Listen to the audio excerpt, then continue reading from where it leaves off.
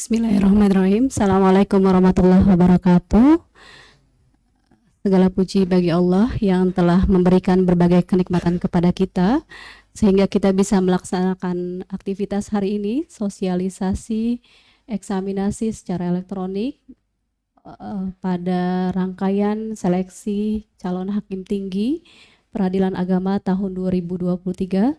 Salawat dan salam kepada Rasulullah beserta keluarga, para sahabat, dan pengikutnya. Bapak Ibu yang terhormat, yang kami hormati Bapak Direktur Pembinaan Tenaga Teknis Peradilan Agama selaku narasumber pada acara siang hari ini, yang kami hormati Bapak Aminuddin Bukhari Harahap selaku narasumber dari sisi aplikasi, yang kami muliakan Bapak Ibu peserta eksaminasi berkas perkara Peradilan Agama tahun 2023.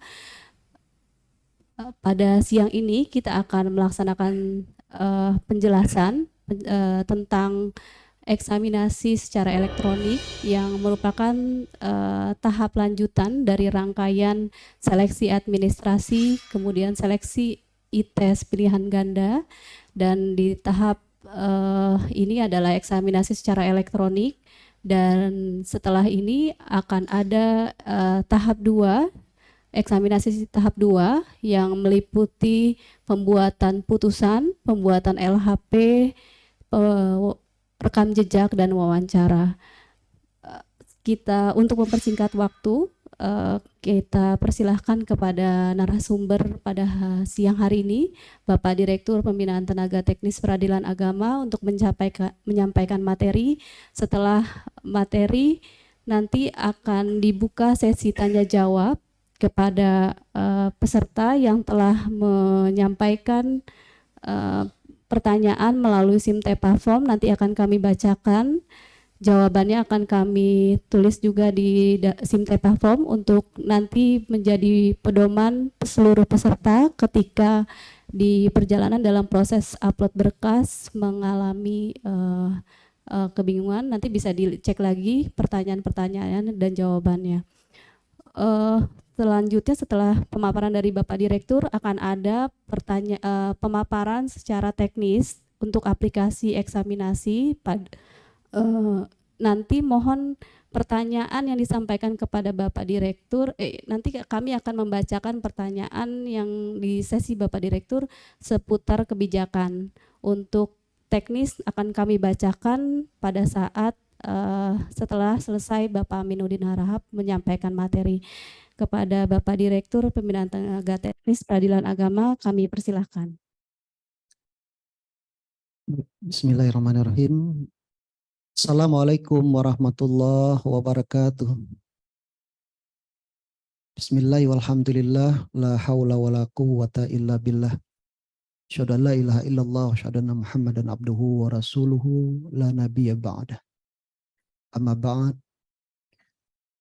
Yang terhormat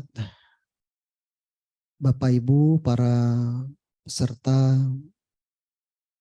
seleksi eksaminasi berkas perkara calon hakim tinggi di lingkungan peradilan agama yang hadir secara virtual. Yang kami hormati Ibu Kasubdit Data dan Evaluasi, Direktur Pembinaan Tenaga Teknis, Ditjen Badilak, Mahkamah Agung Republik Indonesia. Yang kami hormati rekan-rekan pejabat eselon 3, eselon 4, seluruh panitia pelaksana seleksi eksaminasi berkas perkara calon hakim tinggi di lingkungan peradilan agama tahun 2023. Belajar syukur kita persembahkan kepada Allah Subhanahu wa taala atas kudrah dan iradahnya. Pada siang hari ini kita dapat menghadiri acara sosialisasi eksaminasi berkas perkara secara elektronik bagi calon-calon hakim tinggi peradilan agama tahun 2023. Mudah-mudahan kegiatan kita ini berjalan lancar dan diberkahi oleh Allah Subhanahu wa taala.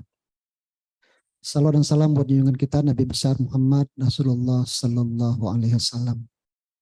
Untuk para keluarga, para sahabat dan pengikut setianya, dan semoga kita mendapatkan syafaatnya di hari kemudian. Bapak Ibu, pertama atas nama Direktorat Jenderal Badan Peradilan Agama kami mengucapkan selamat kepada Bapak Ibu yang telah melewati tahapan seleksi administrasi dan tahapan seleksi ITES, ya, tes secara elektronik. Alhamdulillah dengan dua tahapan tersebut kita telah mendapatkan calon hakim tinggi sebanyak 101 orang. Sebenarnya yang memenuhi syarat Bapak Ibu untuk menjadi hakim tinggi itu sebanyak 700 orang lebih. Jadi sebenarnya Bapak Ibu sudah memenuhi syarat kualifikasi untuk diangkat menjadi hakim tinggi. Karena semuanya sudah 4D dan semuanya sudah berpengalaman.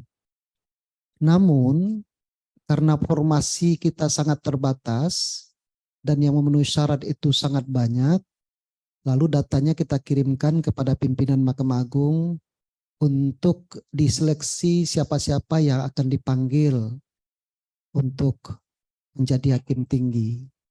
Jadi ini keputusan dari pimpinan, Bapak Ibu lah yang terpilih di antaranya yang mengikuti seleksi. Pada awalnya sebenarnya pimpinan itu tidak mau lagi mengangkat hakim tinggi karena pada TPM sebelumnya itu sudah sangat banyak.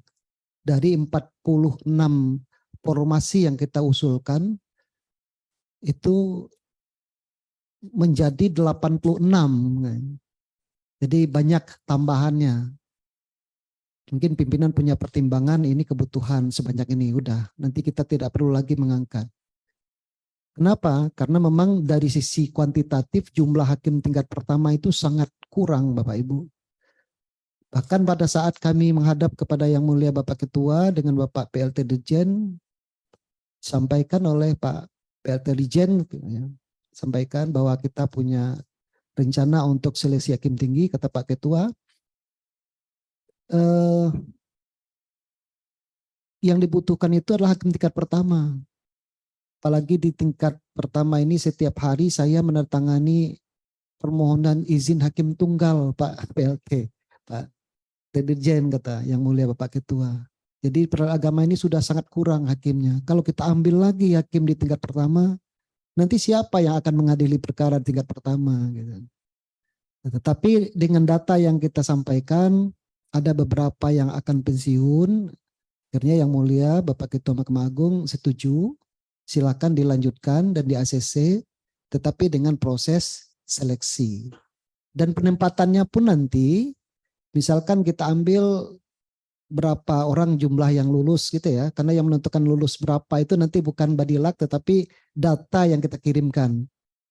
Adalah sampai tahap akhir nanti ada 60 orang atau 50 orang yang sampai terakhir. Berapa yang dibutuhkan oleh pimpinan? Nah, itu kita sampaikan.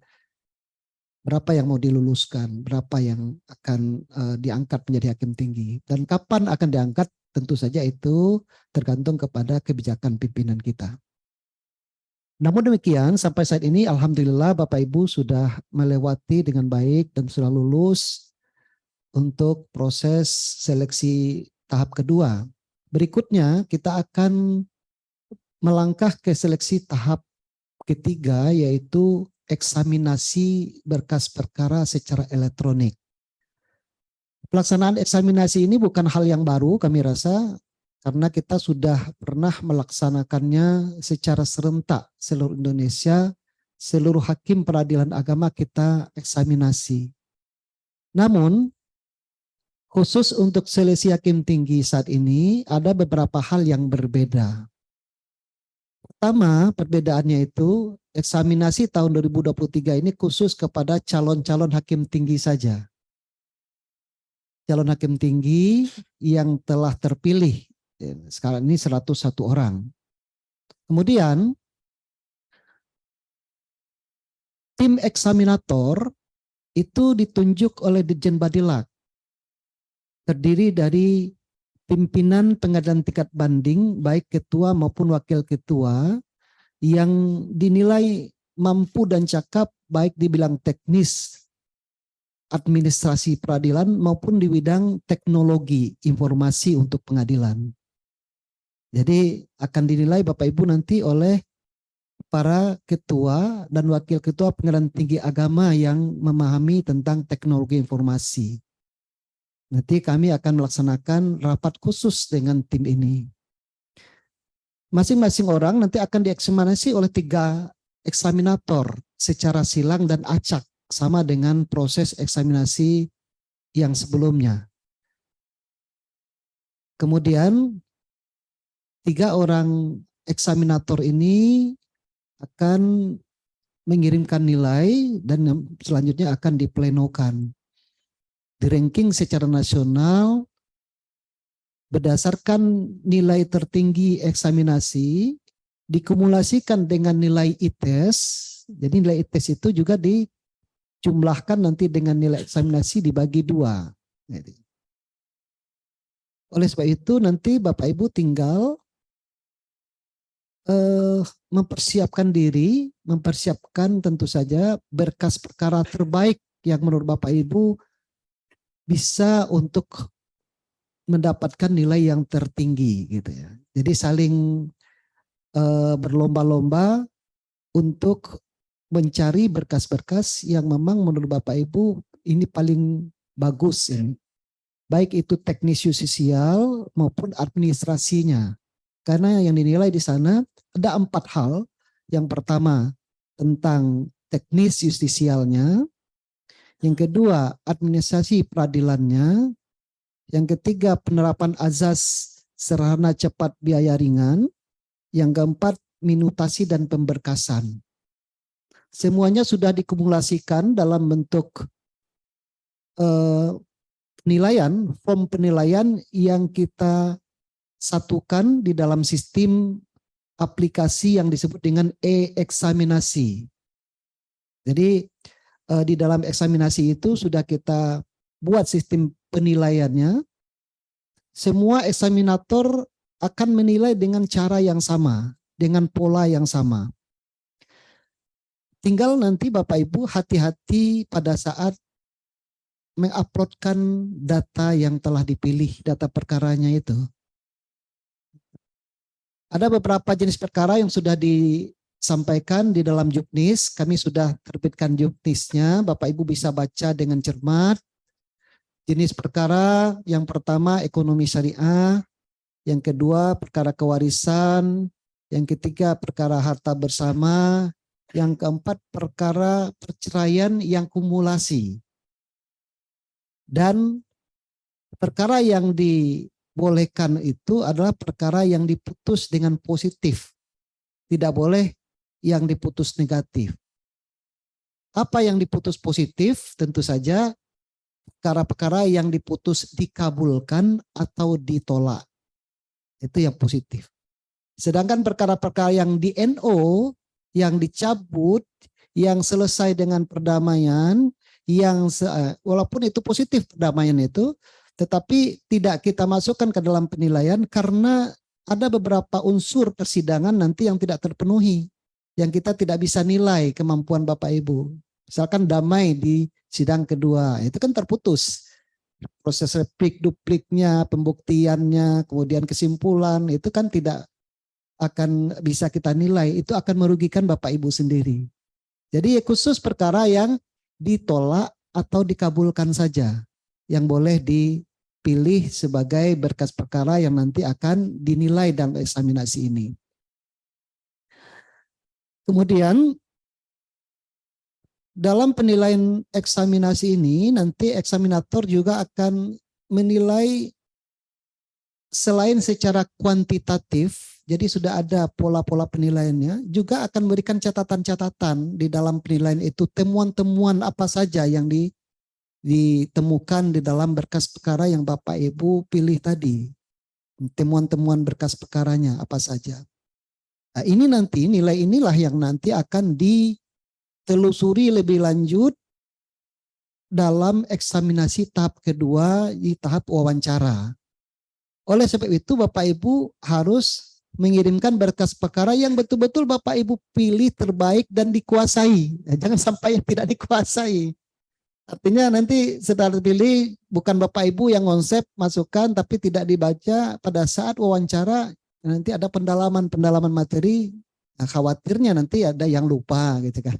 Tapi kalau Bapak Ibu yang mengonsep, Bapak Ibu yang menguasai berkasnya, kami yakin pada saat dibolak-balik pun berkas itu kiri kanan atas bawah mau dilihat dari sisi mana, mau ditanya dari sisi mana pun pasti Bapak Ibu sudah paham, sudah tahu karena memang sejak awal Bapak Ibu yang mengonsepnya, yang menguasainya gitu. Jadi ini harapan kami mudah-mudahan bisa dipilih yang terbaik. Dan hati-hati pada saat men-scan Bapak Ibu, jangan sampai ada berkas yang tertinggal scannernya. Karena bundel A itu kan cukup tebal ya. Bundel A mulai dari sejak gugatan, SKUM, PMH, PAS, terus sampai nanti berita acara terakhir, bundel A itu diperiksa lagi setelah di-scan, diperiksa lagi dengan hati-hati, jangan ada beberapa lembar yang tertinggal. Apabila tak ada yang tertinggal, tentu saja nanti akan merugikan Bapak Ibu karena mungkin saja berkas yang tertinggal itu termasuk ke dalam kategori yang dibutuhkan dalam penilaian eksaminasi berkas perkara. Kemudian juga jangan ada yang tidak terbaca, tidak jelas. Karena ada beberapa kali kita melaksanakan eksaminasi, ternyata berkas perkara itu tercampur dengan berkas perkara lain. Separuh berita acaranya berkas perkara itu, separuh lagi ternyata berkas perkara yang lain. Berarti itu masih konsep yang dikumpulkan, yang dikirimkan gitu. Ini panitia itu selalu standby untuk memfasilitasi Bapak Ibu untuk membantu baik melalui WA Group. Nanti silakan berkomunikasi, nanti akan kami jawab. Kalaupun nanti Bapak Ibu memberikan pertanyaannya di jam-jam istirahat, katakanlah jam-jam 10, jam 11 malam teringat gitu ya, tanyakan saja, insya Allah nanti di pagi hari atau besoknya sudah dijawab. Karena tidak mungkin juga menjawabnya nggak malam kan gitu ya, nanti akan dijawab oleh panitia. Insya Allah kami selalu siap sedia untuk membantu apa yang menjadi persoalan, tetapi dengan harapan kalau ada pertanyaan-pertanyaan yang sama itu diikuti. Jangan nanti berapa kali sudah ditanyakan di atas, ditanya lagi di bawah. Jadi selalu diikuti, disisihkan waktu Bapak Ibu untuk memantau terus grup ini supaya ada kendala-kendala yang ditemukan oleh teman-teman nanti sudah dicarikan solusinya, Bapak Ibu juga tahu.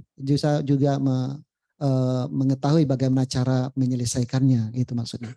Jadi semuanya adalah dalam rangka membantu Bapak Ibu dalam rangka memudahkan mengikuti proses seleksi ini.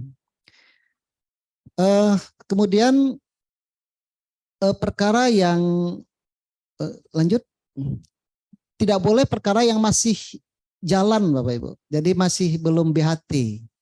Misalkan sudah diperiksa di tingkat pertama, tapi masih proses banding. Nah, ini belum bisa dieksaminasi karena kita terikat oleh aturan. Perkara-perkara yang bisa dinilai menjadi kajian dan sebagainya itu adalah perkara-perkara yang sudah berkekuatan hukum tetap, yaitu perkara yang telah BHT. Karena nanti kalau dinilai oleh hakim tinggi, ketuanya jadi eksaminator, ternyata itu masih diperiksa di tingkat banding, berbeda putusan dengan apa yang dinilai oleh pimpinannya nanti. Nah, ini kan mempengaruhi atau menyalahi dari kode etik dan ketentuan yang berlaku. Nanti akan menjadi persoalan di belakang hari.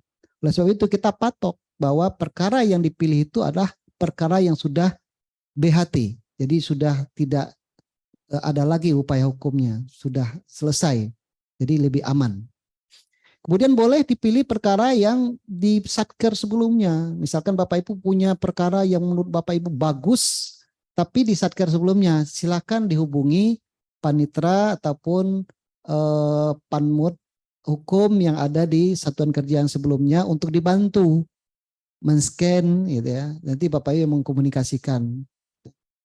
Untuk berkas perkara bundel A itu ada kewajiban sendiri dari Bapak Ibu peserta menguploadnya ke dalam aplikasi. Karena memang sistem kita belum memungkinkan untuk mengambil data bundel A secara otomatis di dalam SIPP.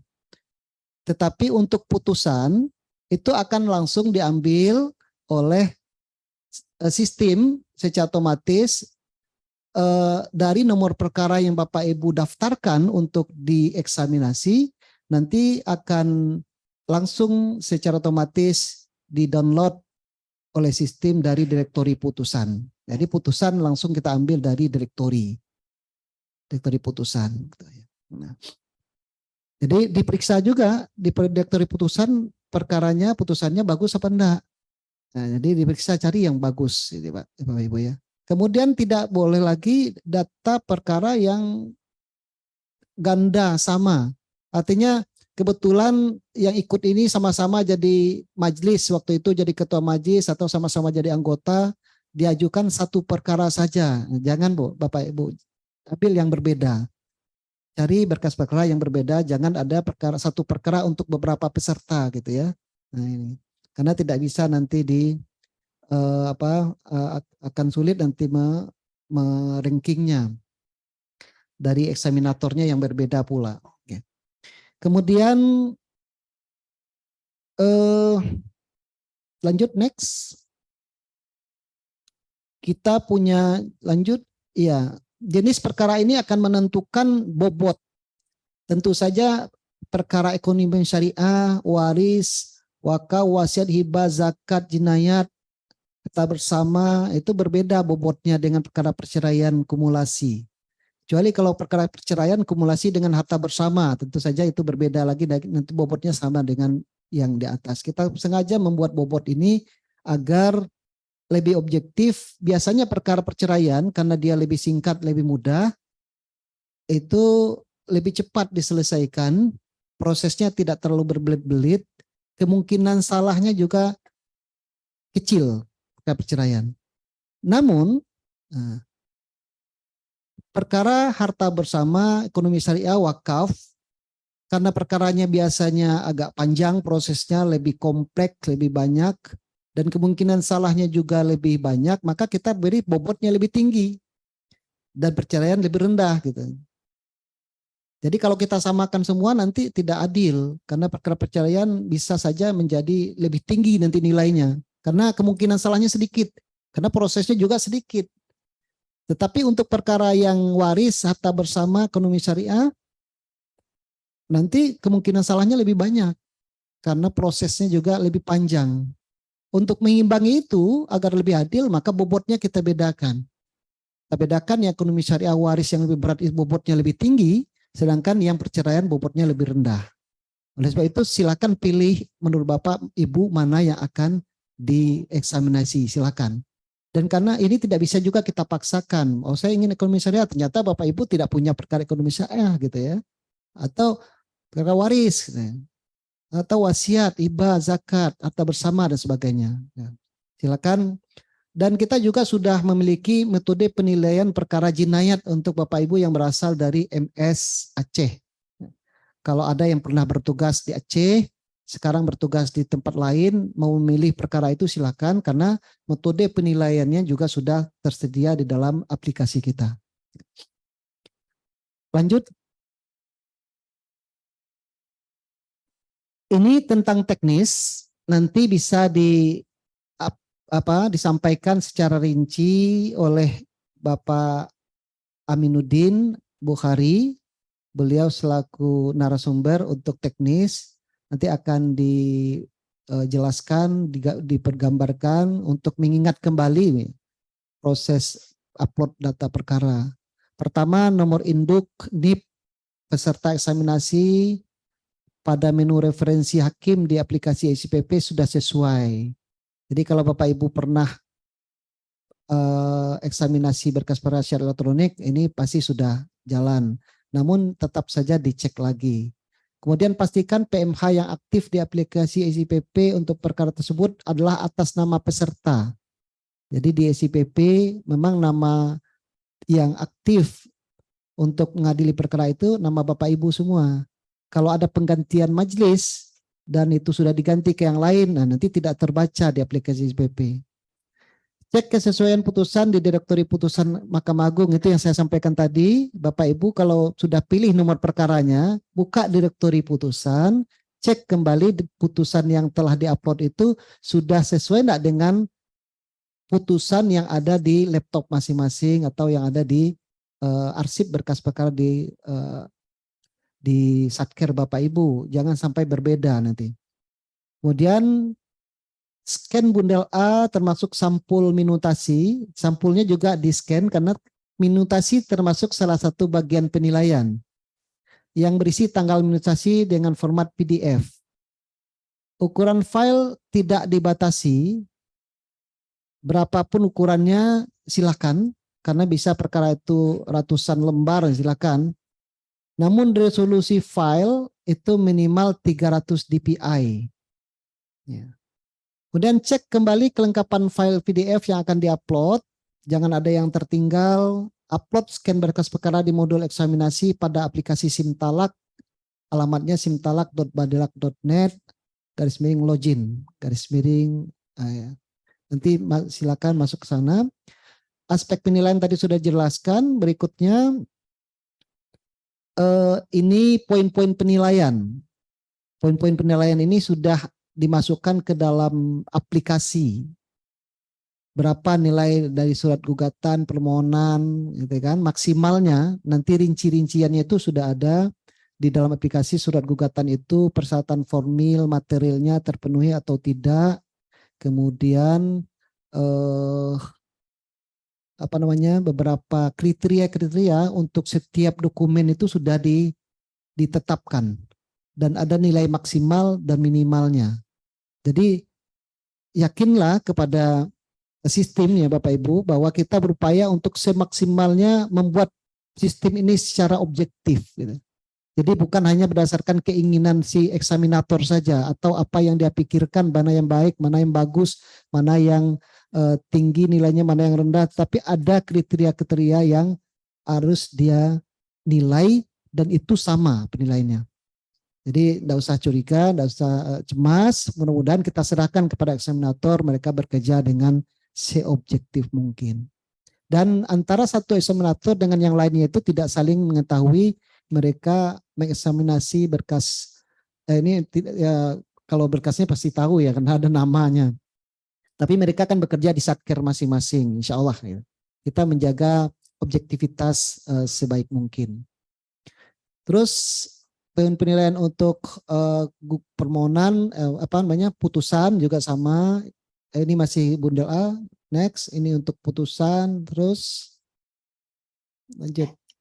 Tahapan kelulusan, nanti setelah seleksi elektronik ini, itu akan kita kumpulkan nilainya dengan ITES dan dibagi 2, sehingga akan ada beberapa yang tentu saja tersisih gitu ya, karena tidak semuanya bisa ikut, namanya seleksi kan tidak mungkin semuanya lulus semua, namanya bukan seleksi. Jadi sekitar 30 orang nanti akan tersisihkan. Nah, sekitar itulah, terserah para pimpinan nanti.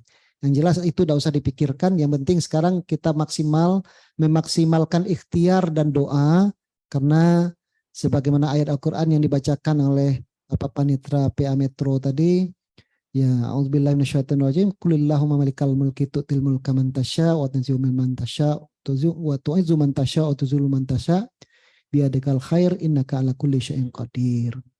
Itu tentu kita pahami bersama-sama dan kita yakini semua sudah ada jalannya masing-masing, tetapi tugas kita adalah berdoa dan berusaha. Kan gitu Bapak Ibu ya.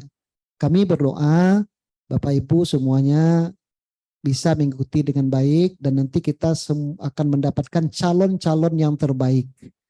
Calon yang terbaik untuk menjadi hakim tinggi, karena ini merupakan bagian dari visi dan misi kita Badan Peradilan untuk mewujudkan kualitas kepemimpinan Badan Peradilan. Nah, itu diantaranya ditentukan oleh para hakim tingginya yang nanti bertugas sebagai kawal depan Propos Mahkamah Agung yang nanti akan membina, akan mengawasi, akan menentukan, mengarahkan jalannya peradilan di tingkat pertama di lingkungan peradilan agama.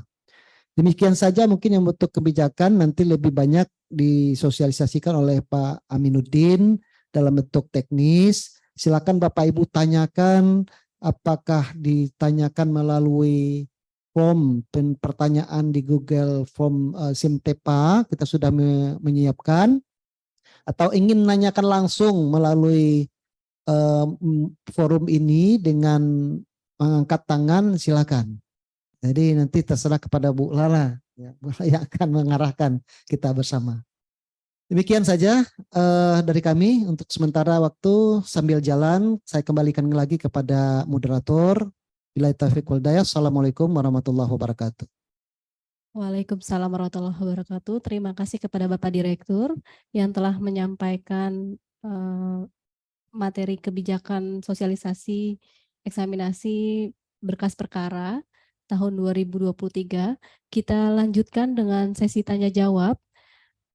Kami dahulukan untuk pertanyaan yang ada pada form Simtepa. Nanti kalau sudah selesai akan kami dan masih ada waktu akan kami berikan kesempatan kepada peserta yang raise hand. Pertama ini ada pertanyaan dari Ibu Dr. Hajah Nurlen Afriza dari PA Jakarta Barat. Kami sudah mengisi di Simtepa form, namun karena terlalu panjang tadi arahan Bapak Direktur untuk menyampaikan secara langsung, kami persilakan kepada Bu Dr. Hajah Nurlen Afriza untuk bertanya secara langsung melalui forum Zoom ini.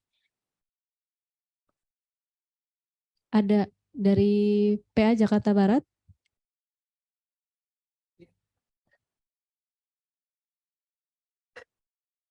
Silakan bertanya, Ibu.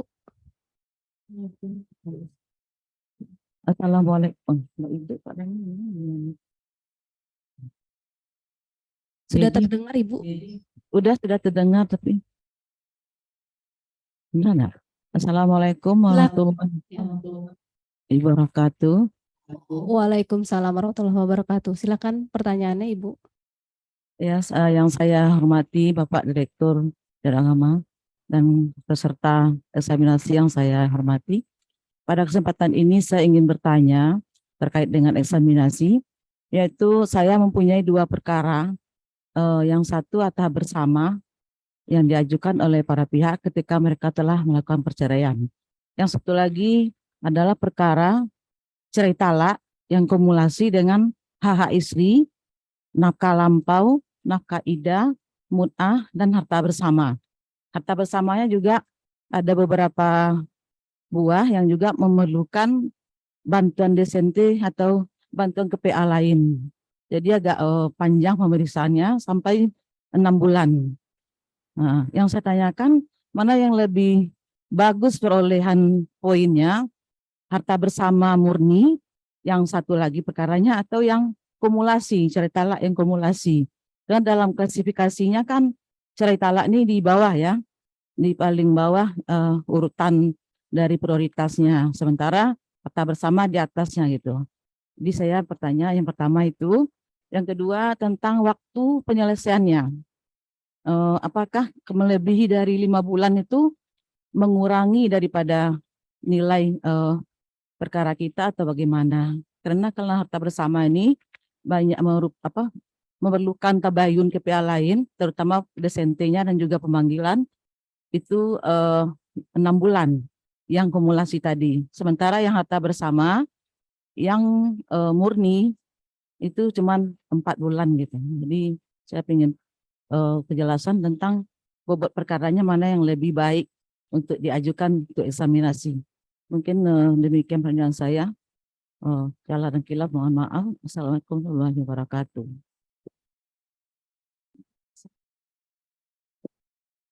Iya, kepada Bapak Direktur silakan untuk menjawab pertanyaan. Baik, terima kasih Ibu Dr. Nurlen Hafriza dari Pengadilan Agama Jakarta Barat. Beliau menanyakan mana yang paling bagus dari sisi pembobotannya. Kalau harta bersama murni, itu bobotnya lebih tinggi dari perceraian yang kumulasi. Tetapi di dalamnya ada juga harta bersama, gitu ya. Nah, kalau menurut kami, asalkan ada harta bersama, dia masuk ke dalam bobot harta bersama, Bu.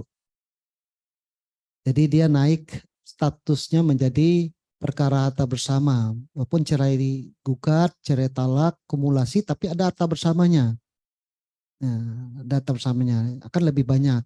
Karena logikanya, kenapa ini kita tinggikan bobotnya? Karena memang prosesnya itu lebih kompleks, lebih panjang. Kalau kumulasi perceraian dengan harta bersama sendiri tentu saja dia lebih banyak, lebih kompleks perkaranya.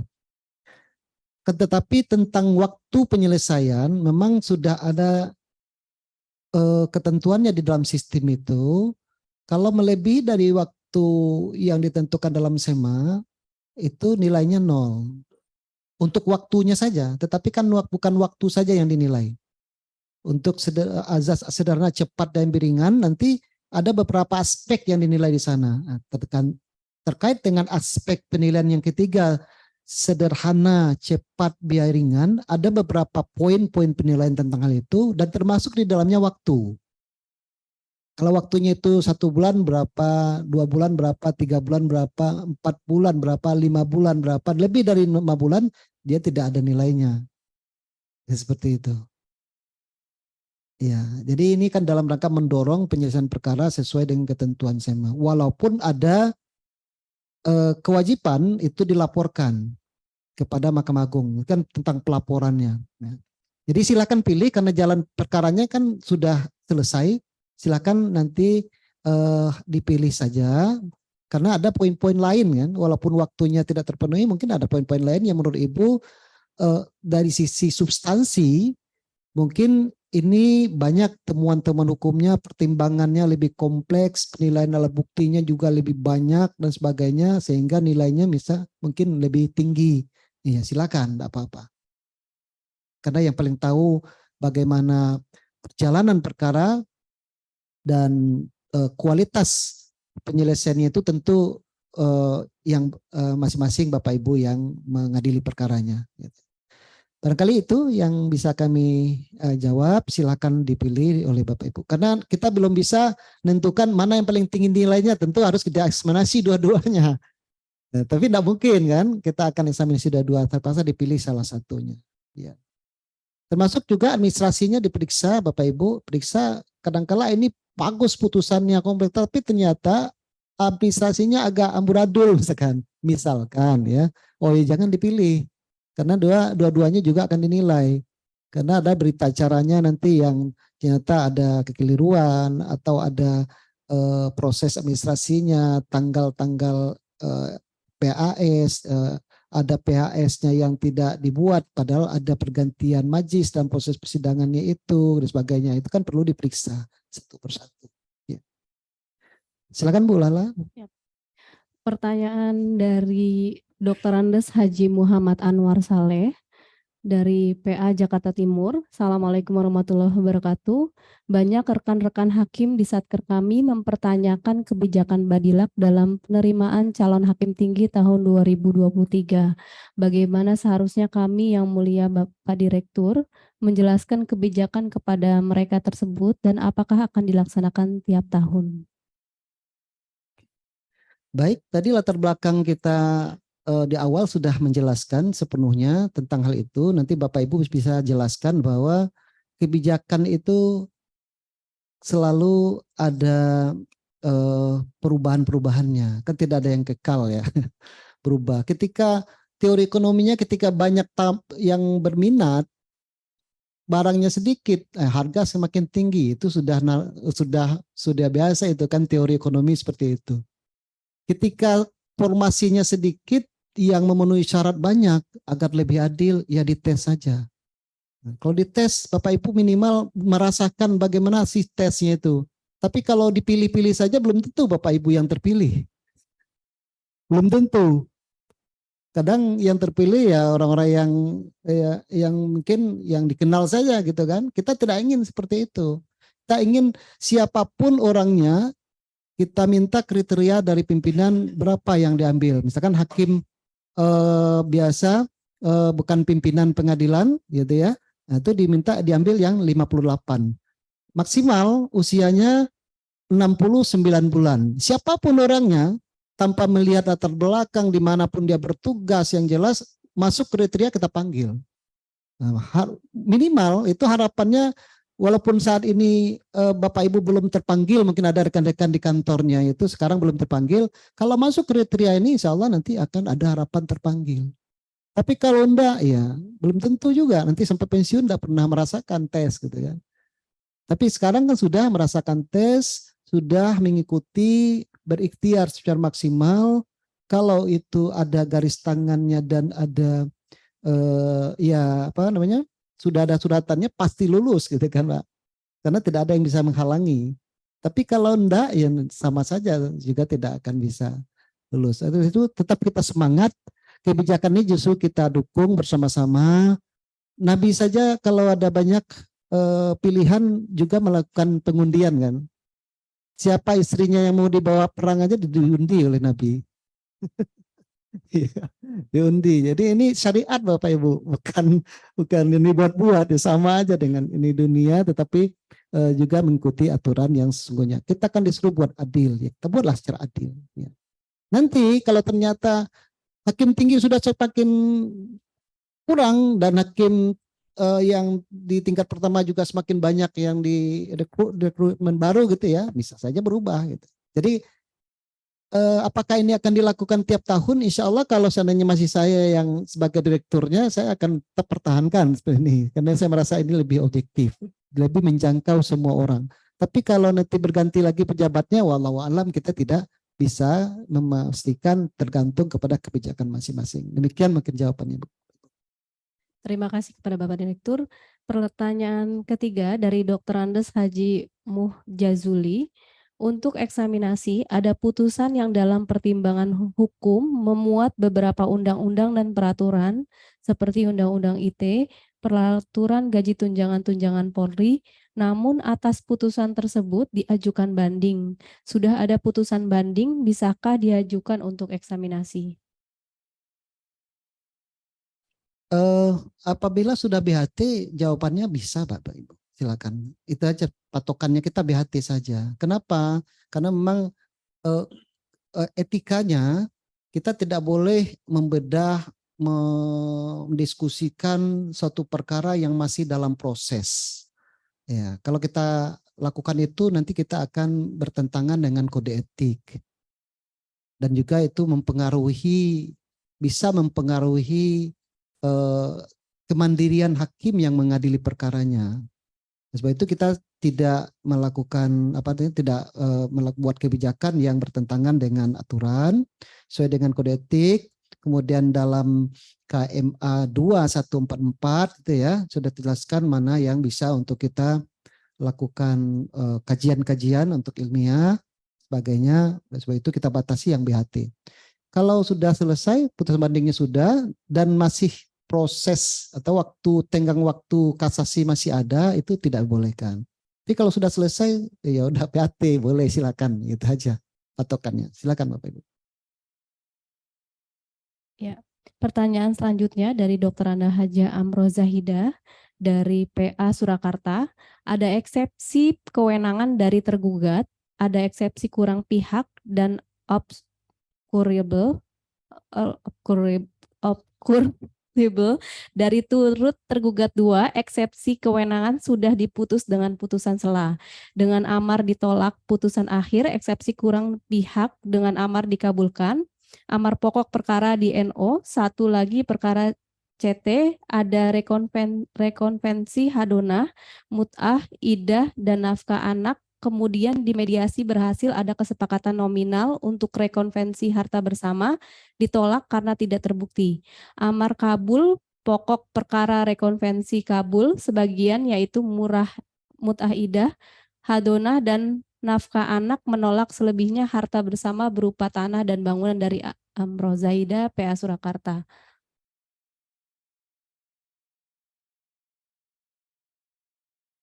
Ada eksepsi kewenangan dari tergugat, ada eksepsi kurang pihak dan occurrible dari turut tergugat 2, eksepsi kewenangan sudah diputus dengan putusan sela. Dan dengan amar ditolak, putusan akhir eksepsi kurang pihak dengan amar dikabulkan, amar pokok perkara di NO, Baik. satu lagi perkara Makasih, CT Bu. ada rekomendasi. Iya, baik. Baik, Bu Lala, dia Bapak Ibu sarjananya psikologi ya Bapak Ibu. Jadi dia membaca obscure libel enggak apa-apa. Nah, jadi kalau pokok perkaranya di NO itu artinya NO Bapak Ibu. Eksepsinya kan dikabulkan karena memang terbukti kurang pihak atau obscure libel. Bahkan kalau NO itu tidak perlu semuanya, ketika salah satu saja alasan eksepsi, dalil-dalil eksepsinya terbukti, ya pasti di NO kan itu ya. Nah, kalau pokok perkaranya itu memang sudah di NO ya tidak boleh, tidak usah Bapak Ibu masukkan. Karena kita sudah punya patokan tadi, cari yang ditolak atau dikabulkan. Yang kedua, pokok perkaranya dikabulkan sebagian. Boleh, tidak apa-apa. Karena kumulasi kan. Hanya saja sebagian tidak terbukti, ya ditolak. Ya, tidak apa-apa. Atau ada sebagian yang menyatakan tidak dapat diterima, silakan. Untuk Bapak Ibu, karena yang akan dinilai di sana nanti bagaimana Bapak Ibu mempertimbangkan perkara ini. Bagaimana memeriksa, kemudian memutus, ya, proses mengkonstatir, mengkualifisir, mengkonstituir, gitu kan, mempertimbangkannya. Mungkin ada di sana aspek-aspek penerapan hukum, pasti ada penerapan hukum, ada aspek pembaharuan, mungkin ada terbosan-terbosan, ada penemuan hukum, pembentukan hukum baru, silakan. Kalau memang itu ditemukan, Bapak Ibu melakukan penemuan-penemuan hukum baru yang tidak diatur dan menurut Bapak Ibu bagus, silakan. Nilainya akan menjadi lebih tinggi gitu. Dan bahkan itu nanti akan menjadi poin penting bagi Bapak Ibu pada saat wawancara. Silakan saja, tidak apa-apa. Ya. Demikian Bu Lala, silakan. Pertanyaan selanjutnya dari Dr. Andes Haji Amir Husin dari PA Samarinda. PA yang ada di daerah terutama di Samarinda hampir tidak ada perkara berkaitan dengan ekonomi syariah. Ada perkara ekonomi syariah namun perkara sederhana yang rata-rata selesai damai. Kebanyakan perkara biasa cerai, hadonah, jarang juga harta bersama atau waris. Jika berkas eksaminasi kami tidak ada yang berbobot tinggi seperti ekonomi syariah, harta bersama, waris, apakah ada kebijakan tim penilai atau eksaminator dalam hal penilaian ini? Terima kasih. Baik, tadi kami sudah awali Bapak Ibu penjelasannya tentang pembobotan. Kenapa kita bobot? Agar semua berkas perkara yang Bapak Ibu ajukan nanti akhirnya sama. Sama itu maksudnya di mana? Walaupun cerai, karena cerai itu kan tidak bisa kita tentukan kita mengadili perkara itu ada waris, ada harta bersama, tidak bisa. Jangan sampai perkara perceraian yang lebih sederhana, lebih mudah itu memiliki bobot yang sama dengan perkara yang berat seperti waris, ekonomi syariah, sengketa wakaf, zakat dan sebagainya. Jadi kita bobot. Ketika dia lebih kompleks, kita tinggikan bobotnya, namun tingkat kesalahannya juga besar. Nah, jangan lupa Bapak Ibu. Ketika bobotnya tinggi, berkas perkaranya kompleks, tentu saja tingkat kesalahannya juga lebih banyak dibandingkan dengan perkara perceraian yang bobotnya lebih rendah tetapi kemungkinan salahnya lebih sedikit. Nah, akhirnya nanti sama. Jadi itu kebijakan dari tim penilai bahwa semua berkas perkara apapun yang Bapak Ibu pilih yang terbaik silakan saja, jangan ragu. Nanti akan dibedakan dari bobot itu karena memang prinsipnya antara perkara perceraian dengan perkara non perceraian itu tingkat kompleksitasnya berbeda dan prosesnya makin lebih panjang kalau non perceraian. Dengan lebih panjang non perceraian, tentu saja nilainya nanti akan lebih banyak juga jumlahnya. Nanti pembaginya, untuk pembagi itu ditentukan dengan jumlah dokumen. Berapa jumlah dokumen yang ditemukan di sana? Setiap ada dokumen nanti muncul penilaiannya. Tidak ada dokumen muncul penilaiannya. Jadi meskipun satu perkara sama-sama cerai, taruhlah cerai, sama-sama cerai gugat, kumulasi, hadanah, sama, belum tentu proses persidangannya akan sama. Walaupun bobotnya sama, proses persidangannya bisa berbeda. Dari mana? Jumlah proses persidangannya. Ini proses persidangannya sampai replik saja, duplik sudah selesai. Yang satu lagi sampai re-replik, re-duplik, re-replik, re-duplik gitu kan. Nah, ketika ada dokumen baru, maka form penilaian akan muncul terhadap dokumen ini. Dan yang membagi nanti ditentukan dari jumlah dokumen itu berapa banyak, kemudian dibagi. Nah, jadi tidak dibagi sama, walaupun sama-sama perkara cerai gugat, cerai talak, yang kumulasinya juga sama, tapi prosesnya berbeda, nanti jumlah dokumennya pasti berbeda dan pembagiannya juga berbeda. Itu yang saya masukkan tadi. Kenapa kita buat bobot? Untuk membuat sama semua perkara itu, apapun yang dikirimkan Bapak Ibu, itu jadi sama gitu ya. Nah, jadi silakanlah pertimbangkan secara detail, secara hati-hati, Bapak Ibu akan kirimkan yang mana, putuskan, ya nanti dikirimkan. Jangan ragu. Ya, silakan Bapak. Baik Bapak, melalui Sintefa Form hanya ada 5 penanya. Selanjutnya kami buka kesempatan untuk peserta yang melakukan raise hand bisa menanyakan secara langsung melalui Zoom meeting ini. Satu saja. Iya, selanjutnya setelah satu pertanyaan ini akan dilanjutkan dengan penjelasan teknis aplikasi. Silakan peserta yang mau bertanya secara langsung. PA Magetan ya, dipersilahkan. Oh, Magetan aja. Oh, Magetan. Oh, Magetan, PA Magetan silahkan. Setelah PA Magetan, PA Padang. Sudah? Ya. Terima kasih. Assalamualaikum warahmatullahi wabarakatuh. Assalamualaikum warahmatullahi wabarakatuh. Ya. Bapak Direktur, saya Sugeng PA Bojonegoro yang ditugaskan di Magetan. Ini ada 2 perkara yang kemungkinan saya ajukan, tetapi untuk perkara waris itu pemeriksaannya lengkap, di tingkat pertama saya kabulkan. Tapi kemudian banding, di tingkat banding itu di NO. Itu yang pertama. Itu yang demikian itu apakah nanti bila saya kirim yang kan bundel A-nya kan bundel A Magetan dan tulisan Magetan. Yang banding kan tidak. Apakah itu juga bisa dijadikan acuan untuk penilaian perkara waris atau dianggap NO? Kemudian yang satu lagi ada perkara e-litigasi, Pak. Perkara e-litigasi itu kumulasi setelah terjadinya perceraian. Artinya tentang hak mantan istri dan hak anak. Untuk di tingkat pertama saya kabulkan sebagian. Kemudian tidak dapat diterima selain dan selebihnya. Kemudian di tingkat banding nilai nominal pemberian nafkah itu dinaikkan. Itu jadi 2 perkara ini yang perlu saya sampaikan, mana yang perlu saya ajukan, Pak. Ini mohon petunjuk barangkali karena saya ya siapa tahu bisa masuk. Terima kasih. Baik, terima kasih Pak. Langsung Ibu Lala. Ya. Ya. Baik, terima kasih Pak Dr. Sugeng ya telah menyampaikan dari PA Magetan. Yang kita nilai itu adalah produk yang Bapak memutusnya. Kalau di produk tingkat banding atau kasasi berbeda, itu silahkan saja, enggak apa-apa.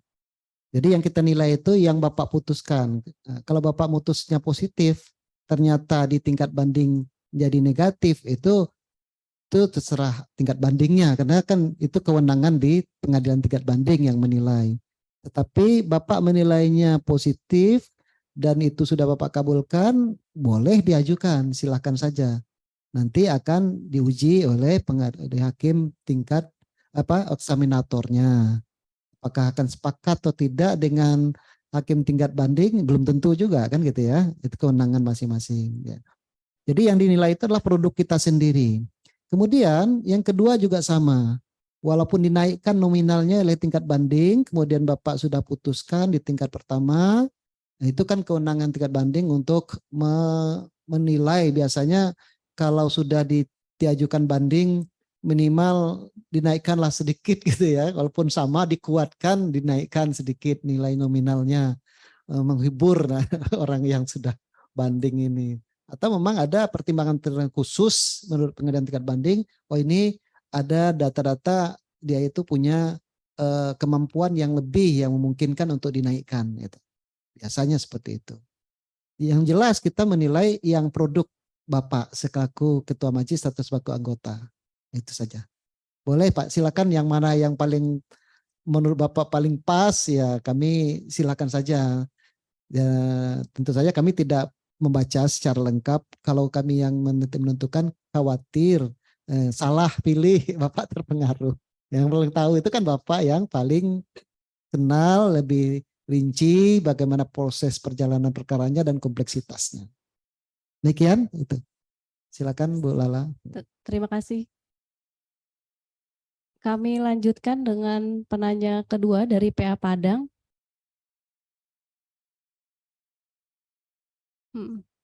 Ya. Dari PA Padang. Ya, Assalamualaikum warahmatullahi wabarakatuh.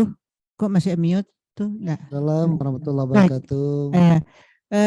Terima kasih Pak Direktur, Bu Lala. Saya Emaneli dari PA Padang.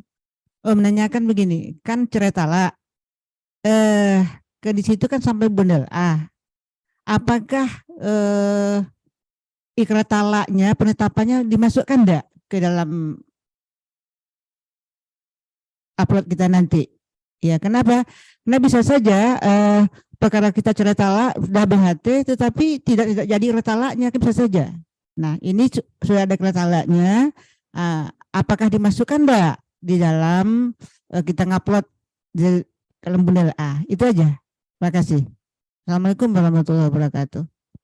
Assalamualaikum warahmatullahi wabarakatuh. Makasih Bu Ermaneli dari PA Padang. Pertanyaannya, kalau perkara cerai talak perlu tidak dimasukkan berkas eksekusi pelaksanaan ikrar talaknya? Jadi tidak perlu jawabannya Bu. Kalau mau dimasukkan silakan, mau tidak dimasukkan silakan. Karena yang kita nilai itu adalah proses perjalanan perkaranya sampai Ibu mengabulkan cerai talaknya itu saja. Nah, tapi kalau sudah eksekusi ikrar talaknya itu nanti terserah nanti apakah jadi cerai apa enggak, itu kan enggak perlu kita nilai gitu. Jadi tidak sampai ke sana penilaian kita. Kalau mau dimasukkan silakan, tapi juga tidak ada nilainya. Karena yang kita putus itu hanya bundel A dan putusan saja. Baik, itu saja Bu Ermaneli. Ya. Karena nanti masalah teknis mungkin lebih banyak, jadi kita berikan waktu kepada Pak Aminuddin untuk bisa menjelaskan penggunaan aplikasi, walaupun Bapak Ibu sudah pernah ya, tapi ini mungkin untuk mengingatkan kembali, menyegarkan, mana tahu nanti ada yang ragu, bisa ditanyakan lebih banyak. Silakan Bu Lala. Siap. Terima kasih kepada Bapak Direktur yang telah memberikan penjelasan dan menjawab pertanyaan dari peserta yang bertanya. Selanjutnya kami persilahkan kepada Pak Aminuddin Bukhari Harahap yang untuk menyampaikan penjelasan teknis aplikasi SIM Talak untuk menu modul eksaminasi. Kepada Pak Aminuddin Bukhari Harahap kami persilahkan.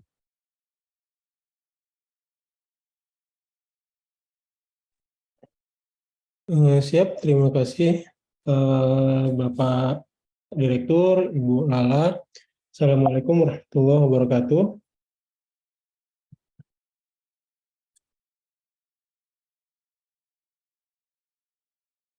Izin Bapak, suara saya kedengaran Pak? Kedengaran Mas Amin? Jelas. Izin Pak, Assalamualaikum warahmatullahi wabarakatuh. Waalaikumsalam warahmatullahi wabarakatuh. Izin di sini kita akan menjelaskan Bapak dan Ibu terkait bisnis tata cara untuk penguploadan dokumen di aplikasi SIM Talak ya Bapak dan Ibu. Nah, jadi sebelum kita berbicara terkait dokumen yang akan diupload ke aplikasi SIM Talak, mungkin ada beberapa hal catatan yang ingin saya sampaikan ya, sesuai dengan tadi apa yang juga sudah disampaikan oleh Pak Direktur. Yang pertama adalah mohon Bapak dan Ibu peserta, ini kan sudah tahu nih rencananya nomor perkara yang mau dieksaminasi nomor perkara berapa. Nah, kalau memang sudah diketahui nomor perkara berapa yang akan dieksaminasi, mohon untuk yang pertama, Bapak dan Ibu koordinasi dengan admin di Satker masing-masing terkait NIP Bapak dan Ibu yang ada pada aplikasi SIPP. Bisa lihat pada menu referensi hakim. Nah, coba dilihat di sini NIP-NIP-nya apakah memang sudah sesuai atau belum dengan NIP Bapak dan Ibu. Kenapa? Karena biasanya hal inilah salah satu yang menjadi masalah data yang tidak muncul. Kenapa? Karena pada aplikasi eksaminasi ini kita akan membaca data dari SIKEP dan juga data dari SIPP. Jadi kalau memang NIP Bapak dan Ibu pada aplikasi SIPP masih belum sesuai, maka ketika nanti pencarian nomor perkaranya tidak akan muncul. Itu yang pertama yang harus diperhatikan.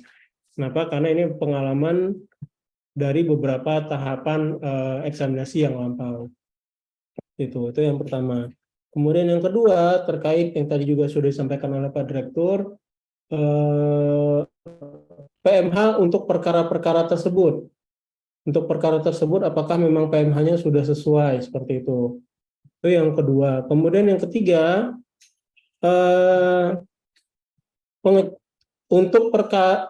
untuk dokumen yang akan diunggah pada aplikasi eksaminasi hanya satu dokumen, yaitu dokumen bundel A. Nanti akan kita tunjukkan seperti apa prosedurnya. Kemudian untuk dokumen putusannya nanti akan kita ambil langsung dari aplikasi Direktori Putusan, seperti itu. Nah, kita juga mohon bantuan Bapak dan Ibu. Memang nanti kita ngambil dari sistem, cuman untuk memastikan lagi sebelum Bapak dan Ibu mengunggahnya, mungkin Bapak dan Ibu bisa juga membantu mengeceknya masing-masing di Direktori Putusan. Nomor perkara yang berapa yang mau dicek. Misalnya, saya mau ngecek nomor perkara 1061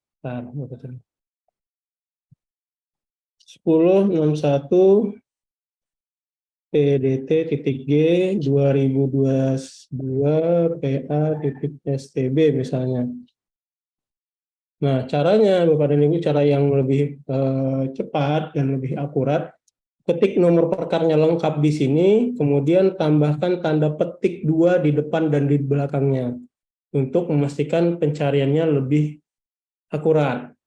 Nah, kebetulan untuk hari ini, saya juga nanti coba koordinasi lagi, untuk hari ini kebetulan aplikasi Direktori Putusannya sedang agak lambat ya, nanti akan coba kita koordinasikan lagi dengan teman-teman di Mahkamah Agung, seperti itu. Itu beberapa catatan yang terkait permasalahan-permasalahan yang lampau yang kalau boleh untuk tahap ini kita jaga supaya jangan sampai kejadian lagi, seperti itu. Nah, kemudian yang selanjutnya tadi ada juga disampaikan oleh Pak Direktur terkait perkara akumulasi. Nah, untuk perkara akumulasi ini Bapak dan Ibu, sedikit informasi untuk perkara akumulasi untuk di SIPP sudah ada fiturnya Bapak dan Ibu. Jadi nanti kita akan menentukan perkara itu akumulasi atau tidak adalah berdasarkan data yang ada di SIPP. Nah, misalnya ini contohnya. Nah, di sini ada pilihannya Bapak dan Ibu, perkara akumulasi. Misalnya perkara ini akumulasi dengan apa? Cerai gugat misalnya dengan harta bersama. Nah, jadi mohon dipastikan di sini sudah di-checklist dan sudah disimpan. Kalau memang pada kenyataannya perkara perceraian, akumulasi dengan harta bersama, dengan hak asuh anak, tapi di sini tidak dipilih, otomatis sistem kita tidak akan tahu bahwa itu perkara akumulasi. Yang kita tahu hanyalah perkara perceraian, seperti itu. Jadi mohon Bapak dan Ibu yang memang ingin mengajukan perkara perceraian akumulasi, pilihan di perkara akumulasi ini wajib diisi. Karena kalau ini tidak diisi akan kita anggap sebagai perkara perceraian biasa. Seperti itu Bapak dan Ibu. Oke, izin mungkin kita langsung saja Bapak dan Ibu. Yang pertama, Bapak dan Ibu silakan mengakses aplikasi Simtalak pada laman simtalak.badilak.net. Nah, pada halaman ini Bapak dan Ibu silakan login menggunakan username dan password masing-masing.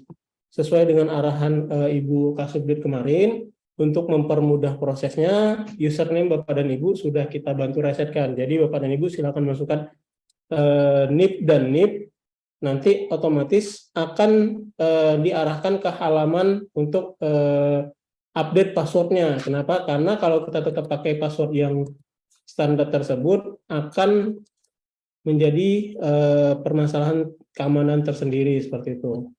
Ini saya tunjukkan dulu sebentar.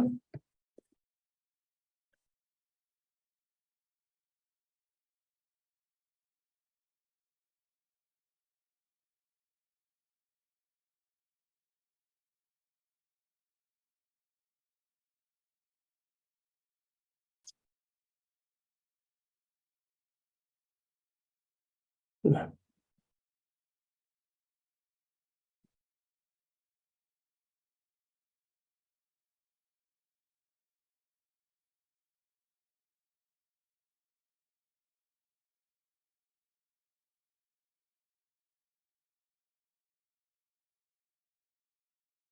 ini sebentar Bapak.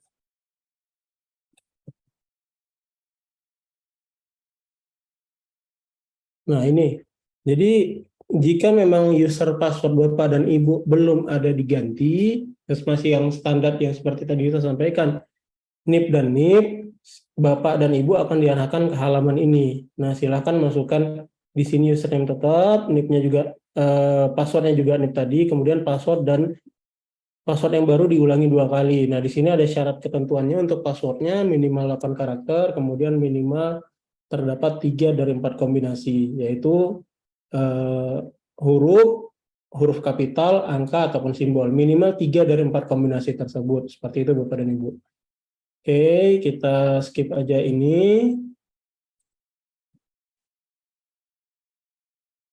Oke, kita lanjutkan. Nah, nanti setelah Bapak dan Ibu berhasil mengganti passwordnya, Bapak dan Ibu login kembali, maka akan ditampilkan ke dashboard aplikasi Simtalak.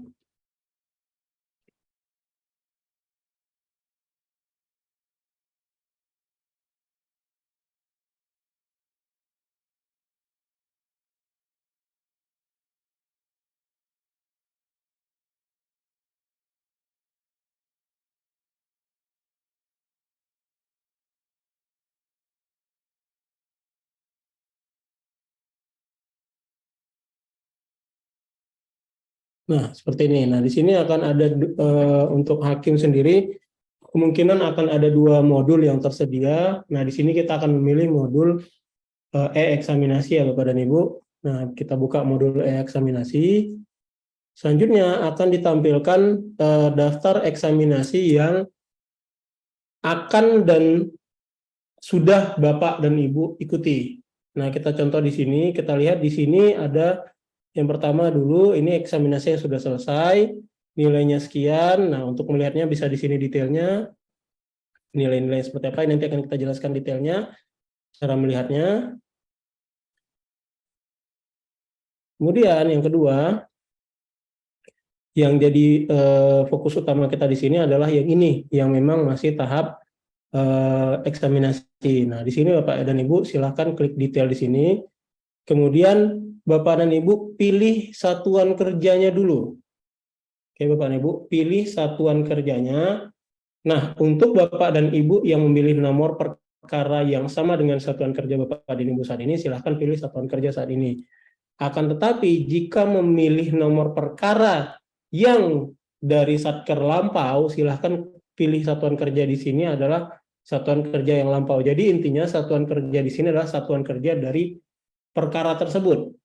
Nah, saya contohkan misalnya ini Pengadilan Agama Stabat, saya mau ambil nomor ini misalnya yang kita contohkan tadi. Coba ditunggu Bapak dan Ibu ya. Ini entah kenapa sedang agak lama ini.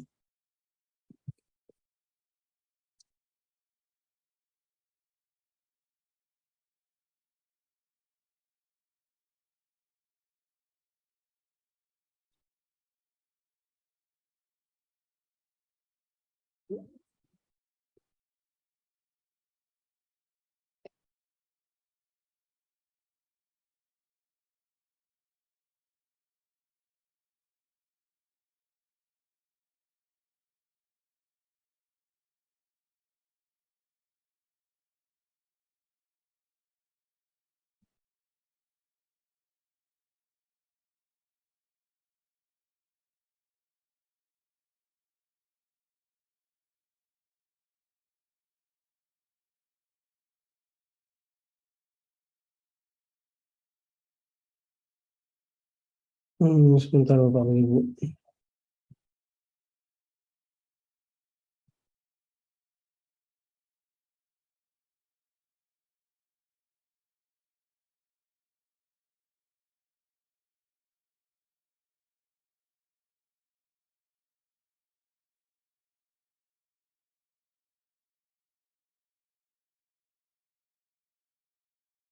Oke, izin ini nanti kita coba cek lagi Bu di mana masalahnya. Nah, nanti di sini setelah Bapak dan Ibu ketik di sini minimal 3 karakter ya Bapak dan Ibu, bisa 1061 tadi 106.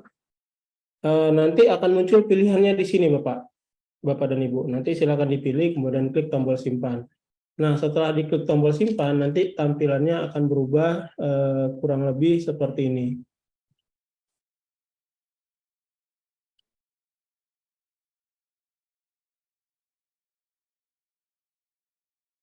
Nah, seperti ini Bapak dan Ibu. Jadi nomor perkara sudah muncul, kemudian ada pilihan unggah bundel A.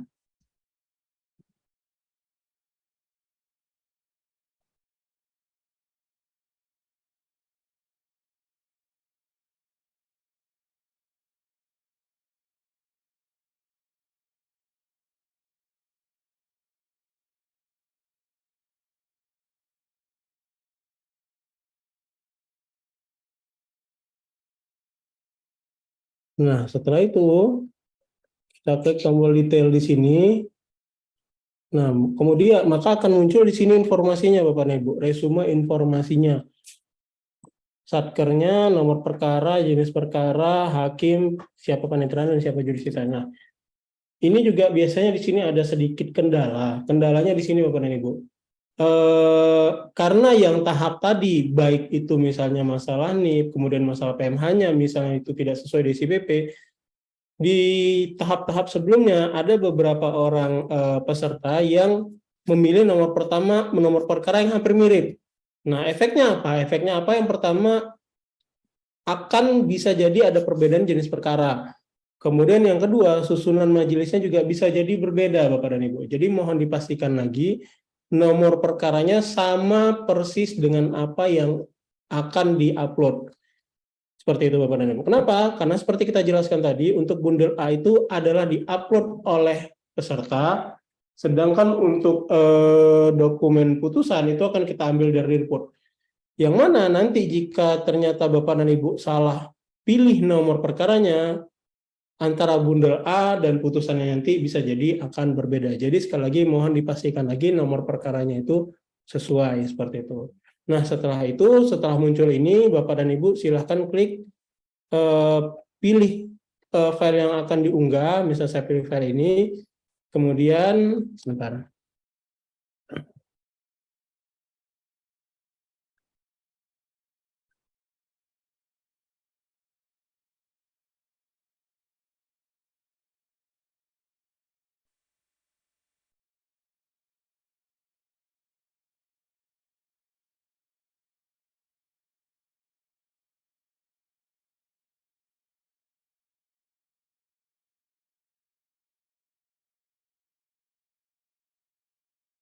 Nah, setelah itu saya klik tombol unggah dokumennya, maka dia mengupload, kemudian selanjutnya Bapak dan Ibu silakan menekan tombol kirim di sini. Oke, silakan Bapak dan Ibu menekan tombol kirim di sini untuk mengirim berkasnya. Nah, untuk mohon dicek kembali Bapak dan Ibu. Saya lupa tadi, sebelum dikirim tadi, silakan Bapak dan Ibu klik tombol putusan ini untuk memastikan lagi bahwa dokumen yang ada di direktori putusan itu sudah sesuai dengan nomor perkara yang Bapak dan Ibu maksud. Kenapa? Karena pengalaman kemarin kita ada beberapa dokumen putusan itu yang isinya tidak valid. Mulai dari yang salah upload, kemudian ada juga yang kode-kode isinya. Nah, mohon dipastikan lagi kalau misalnya memang belum sesuai, silahkan dikoordinasikan dengan tim IT-nya untuk memperbaiki dokumen tersebut di direktori putusan. Kenapa? Kalau setelah Bapak dan Ibu nantinya klik tombol kirim ini, dokumen dari direktori putusan ini akan kita unggah ke aplikasi Simtalak sendiri untuk memastikan bahwa seluruh eksaminator dalam menilai ini akan menggunakan dokumen yang sama seperti itu Bapak dan Ibu. Nah, jika memang sudah dipastikan lagi bundle A-nya sudah sesuai, kemudian dokumen putusannya juga sudah sesuai, klik tombol kirim, oke, ya kirim, maka statusnya akan berubah menjadi berkas dikirim, seperti itu Bapak dan Ibu. Nah, itu untuk yang proses di sini. Kemudian tadi menambahkan sedikit, untuk proses melihat nilainya tadi, di sini seperti kita lihat ini sudah ada nilai eksaminasi yang sudah lampau, klik tombol nilainya. Nah, di sini bisa dilihat bundel A-nya, kemudian dokumen putusannya, dan di sini ada nilai-nilai yang diberikan oleh masing-masing eksaminator dan juga catatan-catatan yang diberikan oleh eksaminator. Nah, seperti yang kita lihat di sini ada sedikit ada yang berwarna putih, ada yang berwarna kuning. Nah, kenapa ada yang berwarna kuning ini? Yang berwarna kuning ini kemungkinannya ada dua Bapak dan Ibu. Yang pertama adalah nilai yang diberikan oleh eksaminator 1, 2, dan 3 itu ada perbedaan, ataupun dokumen penilaian ini nilainya tidak maksimal. Kalau kita lihat di sini seperti ini, misalnya ada nilainya yang B, yang lain sendiri, kemudian ini juga B, kemudian ini contohnya ada yang memberikan A, yang ini tidak dianggap ini dokumen rekonvensi, gugatan dan konvensi tidak ada. Yang ini penilaian ini, eksaminator 1 bilang repliknya ada, eksaminator 3 juga bilang repliknya ada, tetapi eksaminator 2 bilang repliknya tidak ada, seperti itu. Seperti itulah kurang lebih cara membaca laporan yang ada di sini. Mungkin demikian dari saya kembalikan kepada Ibu Kasubdit. Wabillahi taufiq wal hidayah. Assalamualaikum warahmatullahi wabarakatuh. Waalaikumsalam warahmatullahi wabarakatuh. Terima kasih kepada Pak Aminuddin Bukhari Harahap atas pemaparannya. Selanjutnya, karena melalui Simtepa Form tidak ada pertanyaan terkait teknis aplikasi, kami buka kepada forum untuk bertanya secara langsung melalui Zoom meeting ini. Kami berikan dua kesempatan ya kepada dua penanya. Apakah ada yang ingin bertanya terkait teknis aplikasi?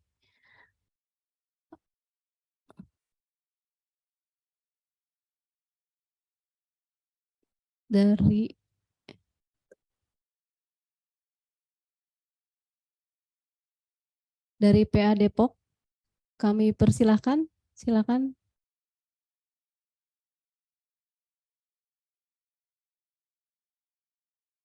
Silakan Ibu dibuka mic-nya. Oh iya. Assalamualaikum warahmatullahi wabarakatuh.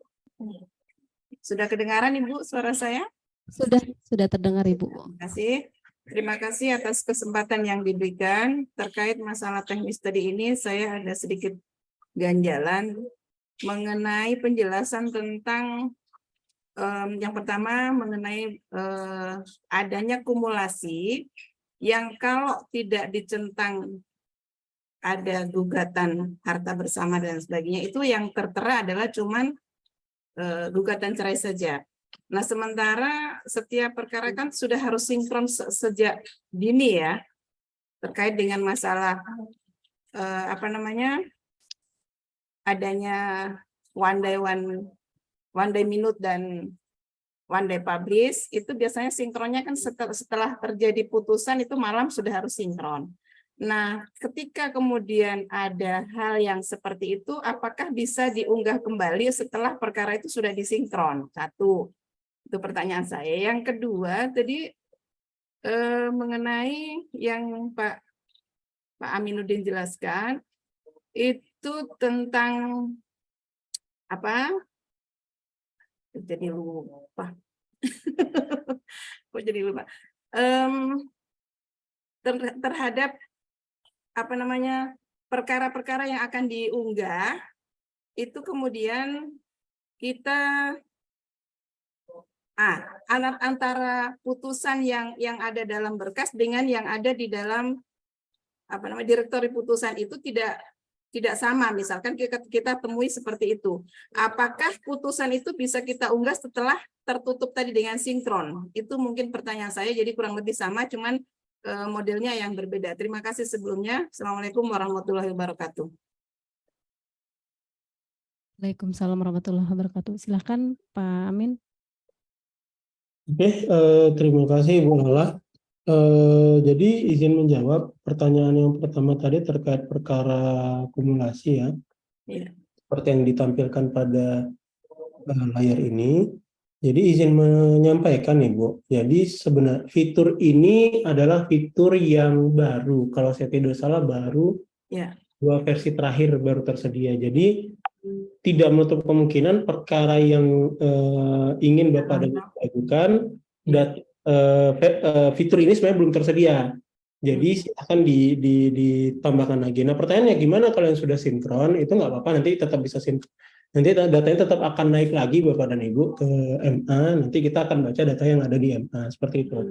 Nah untuk mengeditnya mungkin nanti bisa koordinasi ke adminnya, bisa menggunakan user pimpinan, user ketua ataupun user wakil untuk mengedit data ini. Kenapa? Karena seperti yang Ibu sampaikan tadi, data yang sudah minutasi itu kan sudah tidak bisa diedit lagi ya.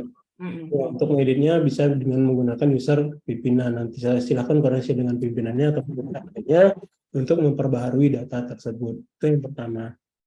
Kemudian pertanyaan kedua, pertanyaan yang hampir kurang lebih sama tadi ya, cuman terkait putusan yang ada pada direktori putusan.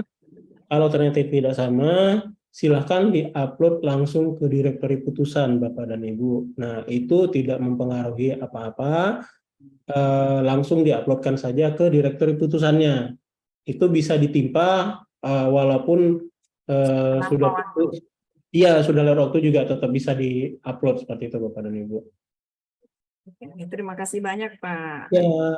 Ya. Pertanyaan kedua selanjutnya dari PA Slawi.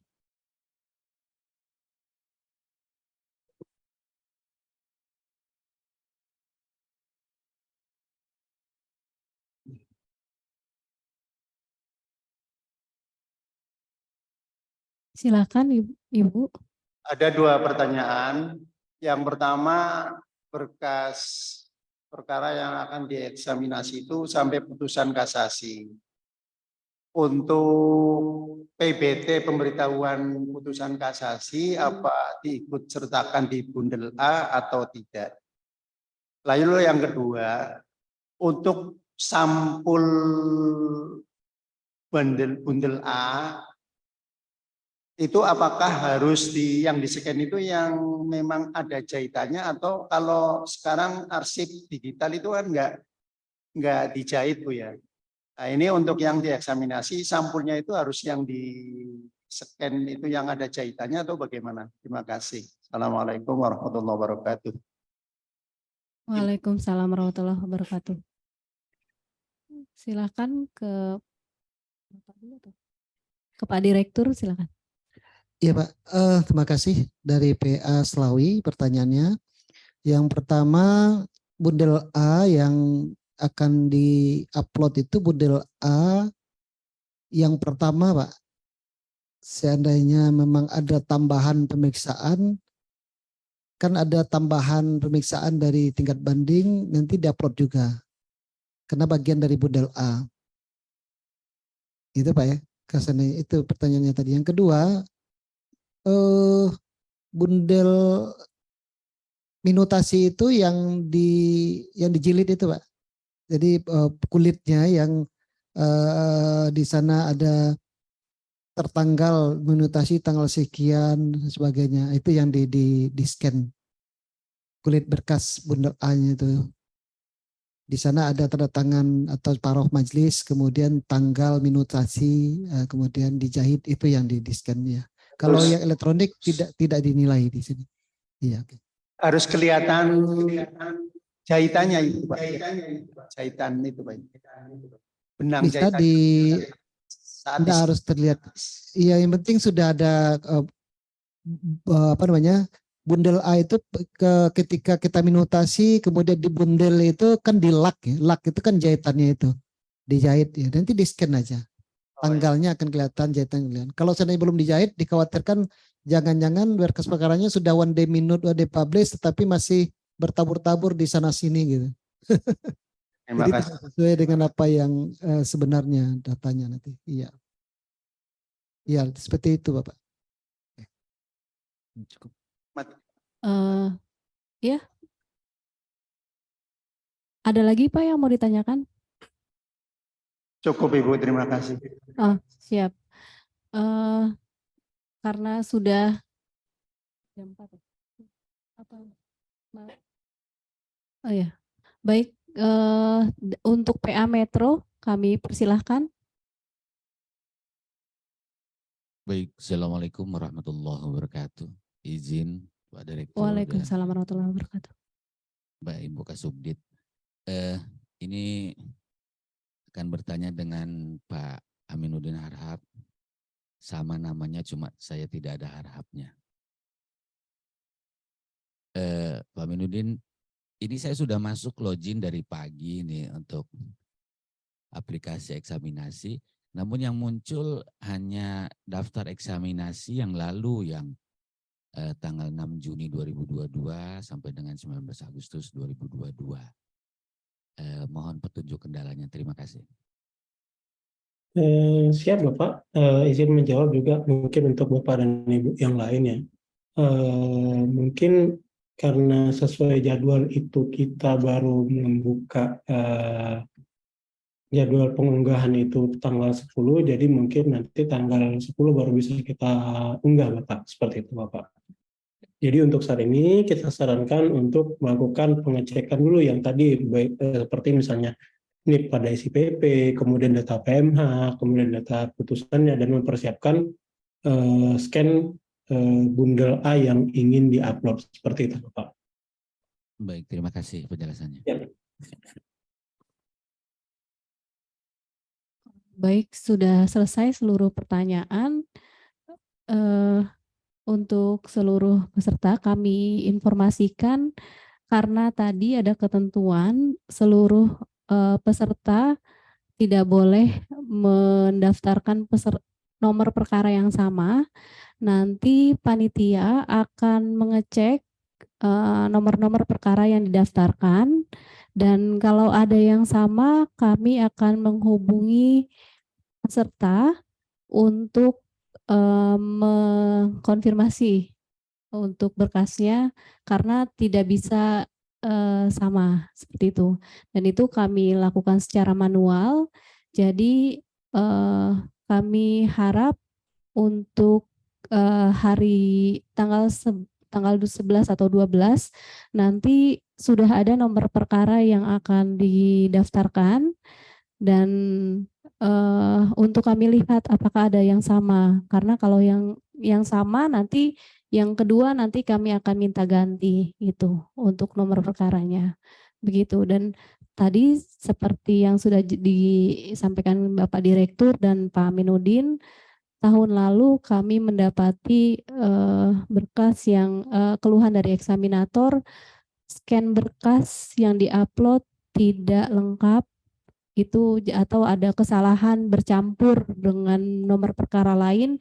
Mudah-mudahan ini tidak terjadi di tahun ini karena sangat menentukan untuk hasil seleksi calon hakim tinggi. Jadi kami mohon kepada seluruh peserta untuk mengecek kembali kelengkapan berkasnya, jangan sampai ada berkas yang tidak scan, apalagi kalau scan itu dilakukan oleh orang lain yang mungkin jadi tetap peserta perlu mengecek kesesuaiannya antara scan dengan berkas yang dipegang gitu, seperti itu.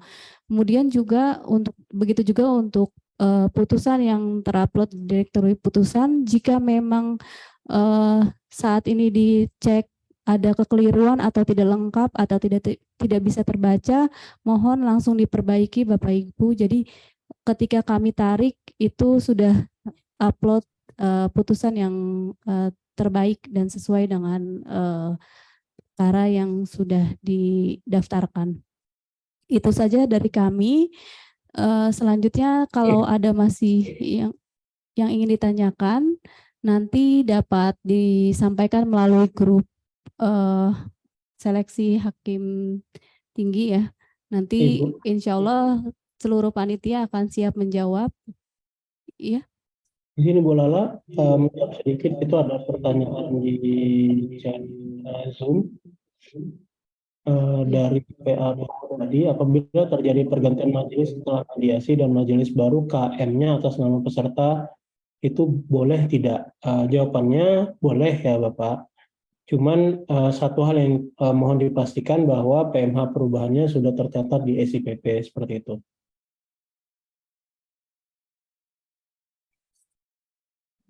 Itu aja Bu, siap. Ya, siap. Berarti sudah terjawab ya.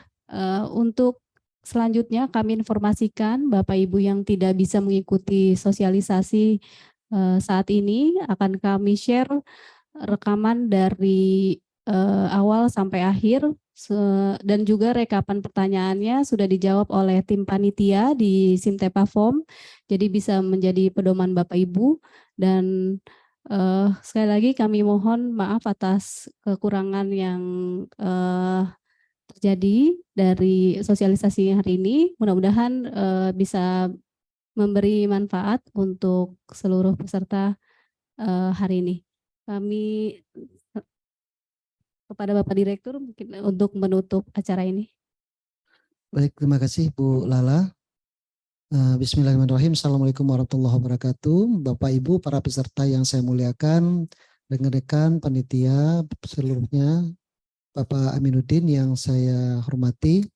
Pertama, atas nama Direktorat Jenderal Badan Beragama, kami mengucapkan terima kasih atas perhatian, atas kerjasama dari Bapak Ibu semuanya. Kita berdoa mudah-mudahan apa yang kita lakukan ini berjalan lancar, sukses, tanpa ada kendala apapun.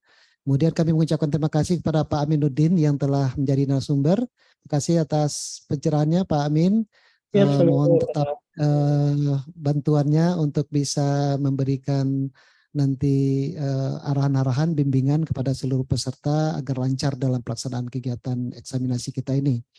Dan tentu kepada seluruh panitia yang telah bekerja keras sejak dari awal sampai saat ini, siang malam mempersiapkan kegiatan kita ini, mudah-mudahan semua menjadi amal ibadah bagi kita bersama dalam membangun peradilan agama ini. Kami mengucapkan mohon maaf bila di sana sini masih belum sempurna. Mudah-mudahan kita sehat walafiat, Bapak Ibu semua sehat dan semangat, dan mudah-mudahan semuanya juga sukses. Billahi taufiq wal hidayah. Mari kita tutup dengan sama-sama bacakan hamdalah. Alhamdulillahirabbil alamin. Assalamualaikum warahmatullahi wabarakatuh. Waalaikumsalam warahmatullahi wabarakatuh.